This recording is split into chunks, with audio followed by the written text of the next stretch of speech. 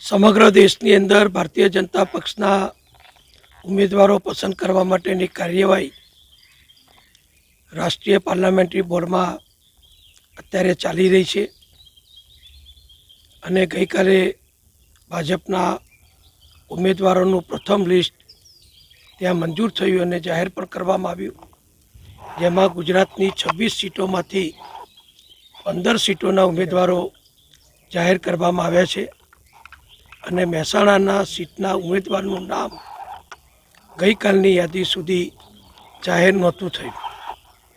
એટલે સ્વાભાવિક મહેસાણામાં જે દાવેદારોએ નામ નોંધાવ્યા છે એ મને જે માહિતી મળી એ પ્રમાણે 30 કરતાં વધુ ઉમેદવારી કરવા માટેના દાવેદારોએ, કાર્યકરોએ પોતાના નામ અહીંયા નોંધાવ્યા હતા.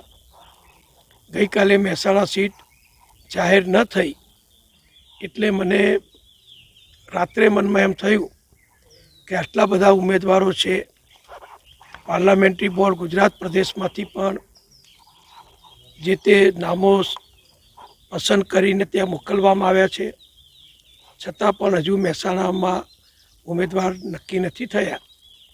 એટલે આ બધી વિટંબણાથી મારી જાતને દૂર કરવા માટે જિલ્લાનું ભાજપનું એકતા, સંગઠન અને બધાને એકબીજાનો પ્રેમ જળવાઈ રહે એ માટે અને કોઈ એકબીજા વિરુદ્ધ કોઈ નકારાત્મક વાત ના કરે એ માટે ક્યાંકથી કોઈએ શરૂઆત કરવી જોઈએ. એટલે મેં મારી જાતે જ ગઈકાલે નિર્ણય કર્યો કે આ ઉમેદવારી જે મારા કાર્યકરો દ્વારા, હું તો ત્યાં જે નિરીક્ષકશ્રીઓ આવ્યા ત્યાં રૂબરૂ તો ગયો પણ નહોતો, પણ કેટલાક મારા શુભેચ્છક જે અપેક્ષિત હતા ત્યાં આગળ અભિપ્રાય રજૂ કરવા માટે, એ લોકોએ એટલે કે જિલ્લા પંચાયતના સભ્ય હોય, તાલુકા શહેર પ્રમુખ હોય કે જે અમારા અપેક્ષિત હોદ્દેદારો હતા, એમાંથી ઘણા લોકોએ મારા નામની પોતે દરખાસ્ત ત્યાં કરી હતી. એટલે મારું નામ પણ ચર્ચામાં હતું.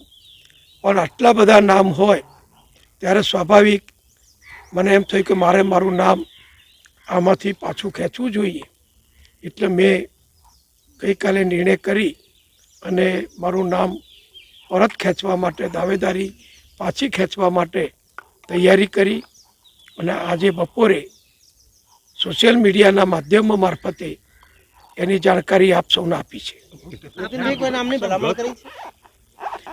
મેં કોઈના નામની ભલામણ કરી નથી, કારણ કે એટલા બધા ઉમેદવારો અહીંયા માગણીદારો છે કે એ બધામાંથી પસંદ કરવા એ હવે પાર્લામેન્ટરી બોર્ડ અને કેન્દ્રીય પાર્લામેન્ટરી બોર્ડ એમના વિશેષ અધિકારમાં આવે છે.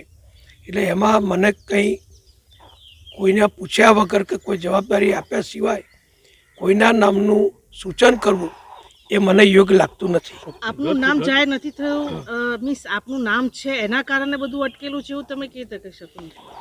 એ 11 સીટો ગુજરાતમાં જાહેર કરવાની બાકી છે. એટલે કેન્દ્રીય પાર્લામેન્ટરી બોર્ડ દરેક રીતે ચકાસીને નિર્ણય કરે. એટલે એમાં મહેસાણાની પણ બાકી રહી છે. મહેસાણાની સીટ બાકી રહે એ પણ મારી દૃષ્ટિએ યોગ્ય ન કહેવાય, કારણ કે મહેસાણા એ ભાજપનો ગઢ છે અને મહેસાણામાં આટલા બધા ઉમેદવારોની જ્યારે અહીંયા નોંધણી થઈ હોય ઉમેદવારી કરવા માટે, તો સ્વાભાવિક છે કે બધી કાર્યવાહી કરતાં થોડો સમય લાગે, ચકાસણી કરતાં સમય લાગે અને બીજા પરિબળોને પણ ધ્યાનમાં રાખવાના હોય.